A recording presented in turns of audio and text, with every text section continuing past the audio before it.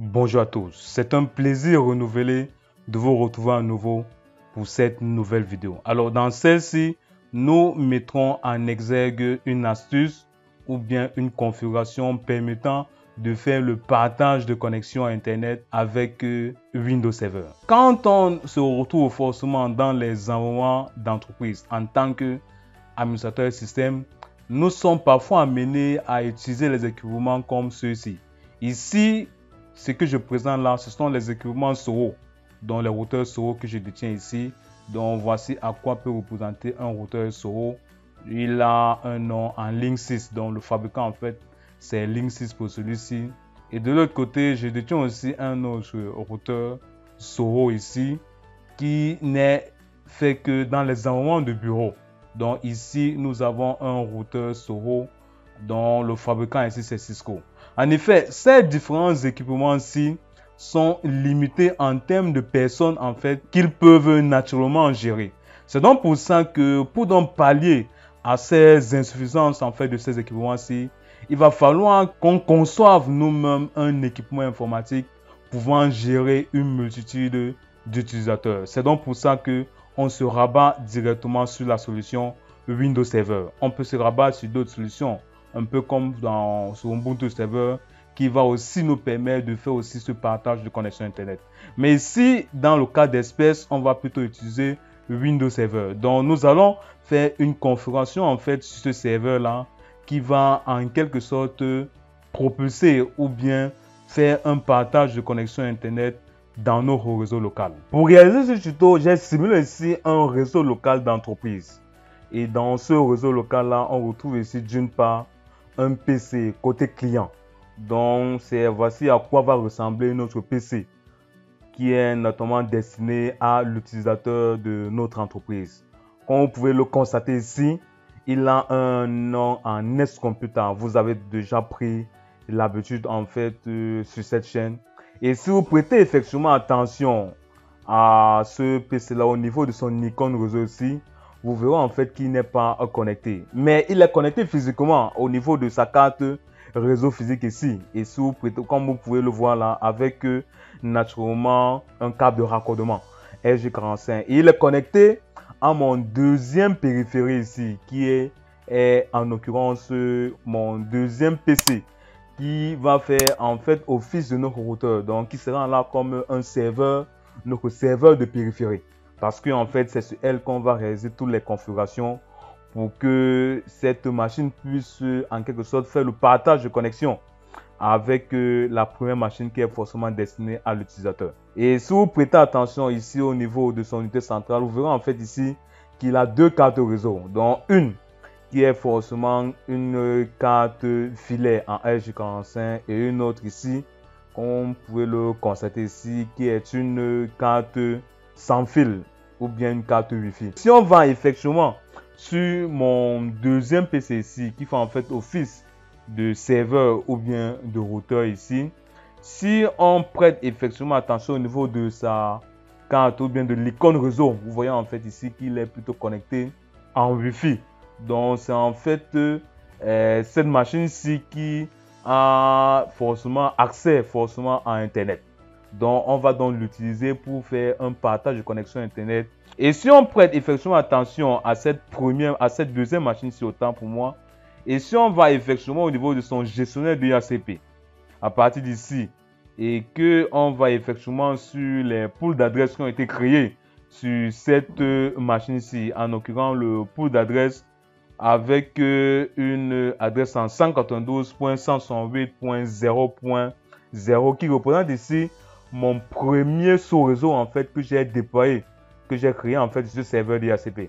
Et si on va effectivement sur le pool d'adresses en fait sur ce serveur-ci, vous comprenez, vous voyez ici que il a un pool d'adresse qui est aussi entre 0.1 et 0.200.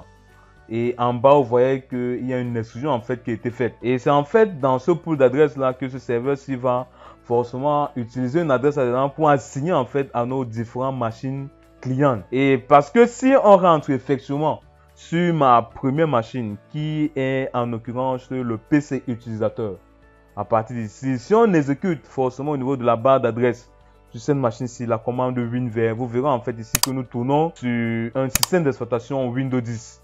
Et si on va effectivement ici au niveau de son centre de réseau et de partage ici, au niveau de ses paramètres et au niveau de son statut, vous verrez ici qu'il a plutôt une adresse en 192.168.0.11 qui correspond évidemment à la plage d'adresse qui était assignée forcément sur notre serveur DHCP. Donc, c'est-à-dire que c'est déjà bon. Cette machine-ci parvient déjà à obtenir une adresse provenant en fait de notre serveur. Maintenant, il ne nous manque plus qu'à faire un test. Et pour ce faire, si on va forcément ouvrir le navigateur forcément sur cette machine-ci et que j'exécute forcément dans ce navigateur le site, je vais naturellement ouvrir le site YouTube ici. Vous verrez à un certain moment donné que le fichier n'apparaît pas. Pourquoi? Parce que cette machine-ci n'a pas encore de connexion Internet. Il n'est pas encore connecté à Internet. C'est ce qu'on va donc utiliser, donc faire à partir de mon serveur qui va en quelque sorte faire le partage Internet pour que cette machine-ci puisse avoir accès à Internet. Si on rentre effectivement sur notre serveur ici, il y a certains préalables à remplir pour que ce partage d'Internet puisse être fait. Si on va forcément ici au niveau de sa barre latérale ici, vous verrez en fait ici là qu'il y a un rôle qui est installé, en l'occurrence le rôle accès distant. Donc c'est-à-dire que pour ceux et pour celles qui ne savent pas comment parvenir à installer ce rôle-ci, rien de plus simple pour le faire. Il suffit juste d'aller ici au niveau de son menu gérer à partir d'ici et de cliquer là-dessus et ajouter forcément les rôles et les fonctionnalités. Donc suivez juste les recommandations et l'assistant jusqu'à parvenir à cocher la case accès à distance. Donc on va juste ajouter ce rôle-ci forcément sur notre serveur. Du moment où ceci aura déjà été fait, maintenant on va forcément aller au niveau des options ou bien des rôles qui ont été installés. Et rien de plus simple, on va forcément aller au niveau de le menu outils à partir d'ici. Et on va un peu descendre plus bas. On va rechercher le rôle routage et accès distant. Du moment où on aura retrouvé en fait ce rôle-là, on va double-cliquer là-dessus. Et en double-cliquant là-dessus, en fait, il va certainement nous rediriger vers la console de gestion de l'accès distant pour ce serveur-ci. Et si vous prêtez attention au niveau de ce rôle-là, à partir d'ici, vous verrez en fait ici que il a plutôt une flèche rouge pointée vers le bas. Cela prouve que ce rôle-là n'est pas encore activé ou bien n'est pas encore configuré en fait sur ce serveur. Et pour le configurer, rien de plus simple, on va juste faire un clic droit là et on va aller sur activer le routage et accès distant. On va juste suivre les recommandations de l'assistant. On va forcément atterrir ici au niveau de cette première assistant. On va choisir ici, vous voyez ici là qu'il y a plusieurs options qu'on nous demande de choisir. On va choisir ici l'option plus en bas personnaliser. Et dès qu'on aura en fait choisi ce personnaliser ici, on va suivre les recommandations de l'assistant. On va cocher sur la case NAT et routage réseau. Donc dès qu'on aura double-cliqué là-dessus, choisir ces deux options là, on va juste sur les recommandations de l'assistant, on va cliquer sur OK. Donc forcément, il va redémarrer ou bien il va démarrer en fait ces deux services qu'on a donc coché dans au préalable.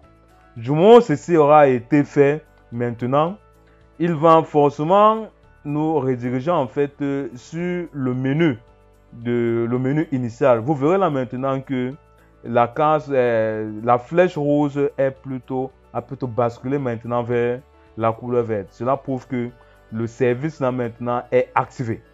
Maintenant, comme ça a déjà été activé, mais il nous faut maintenant configurer le partage de connexion Internet sur ce serveur. Rien de plus simple pour le faire. On va juste dérouler ici, aller ici sur le menu NAT à partir d'ici. On va juste faire un clic droit là. On va ajouter forcément une interface. Et en ajoutant l'interface, il va choisir ici. Vous voyez ici là qu'il y a deux interfaces, dont en l'occurrence Ethernet 3 et l'interface Wi-Fi.